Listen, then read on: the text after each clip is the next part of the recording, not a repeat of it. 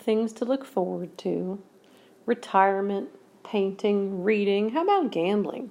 So Richard spends $35 a day gambling. Hyacinth looks more executive. She spends $55 a day gambling. And we know that in this month alone, Hyacinth has spent a total of $605 gambling. Our question is, how much has Richard spent?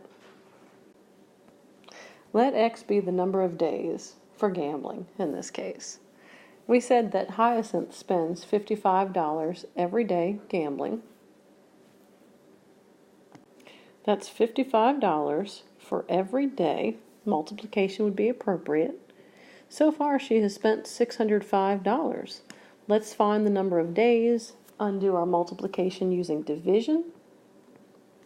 605 divided by 55, that quotient is 11.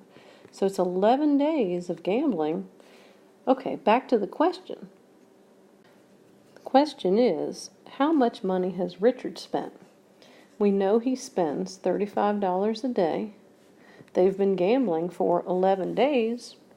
In the end, that's $385 this month gambling for Richard. It does seem a waste of nearly $1,000, but I have heard there are those who consider gambling to be their work, and they love their work. Oh well.